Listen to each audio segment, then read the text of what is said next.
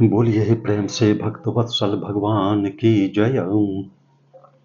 या देवी सर्वभूतेषु मातृरूपेण संस्थिता नमस्तस्यै नमस्तस्यै नमस्तस्यै नमो नमः।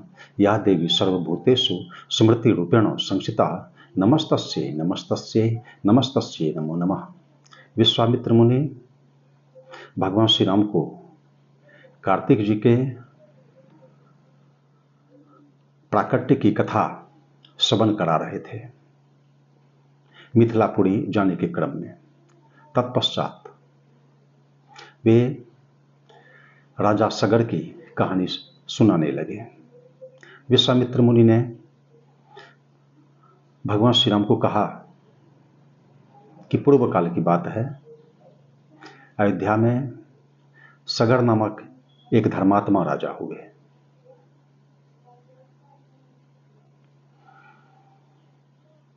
उनका विवाह विदेहराज विदर्भराज की जो कन्या थी केशनी, उसके साथ विवाह हुआ। केशनी ज्येष्ठ पत्नी हुई राजा सगर की और कश्यप मुनि की पुत्री तथा गरुड़ जी की बहन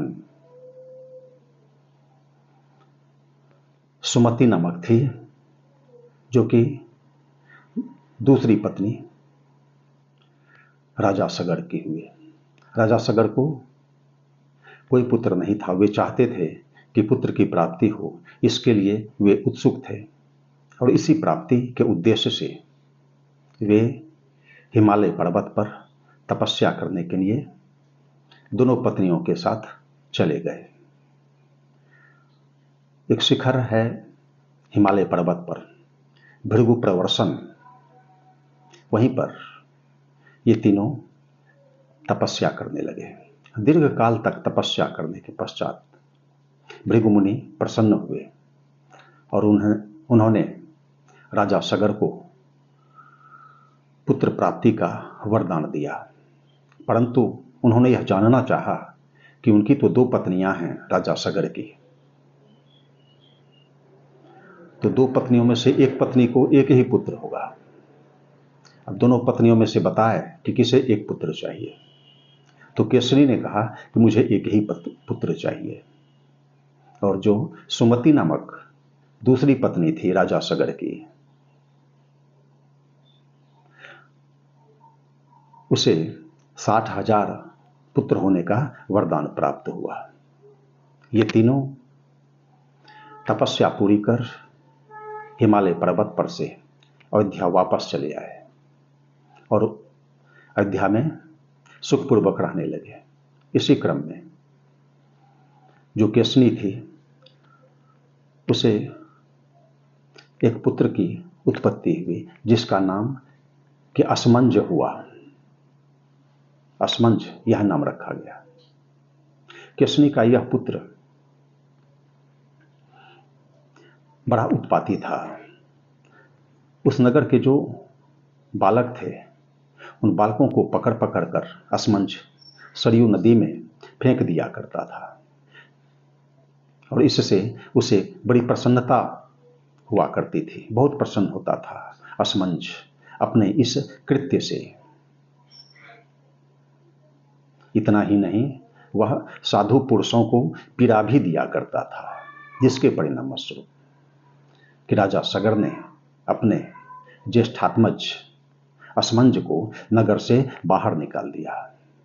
इधर जो सुमति थी राजा सगर की दूसरी पत्नी, उसके पेट में एक पिंड था जिसके फोड़ने से 60,000 पुत्रों की उत्पत्ति हुई। 60,000 पुत्रों की। तो इस संदर्भ में विश्वामित्र मुनि ने भगवान श्री राम को राजा सगर की यह सारी कथा सुनाई। सीताराम सीताराम सीताराम जय सीताराम सीताराम सीताराम सीताराम जय सीताराम सीताराम सीताराम सीताराम सीताराम सीताराम सीताराम सीताराम सीताराम सीताराम सीताराम सीताराम जय सीताराम सीताराम सीताराम सीताराम जय सीताराम। धर्म की जय हो, अधर्म का नाश हो, प्राणियों में सद्भावना हो, विश्व का कल्याण हो। हर हर महादेव।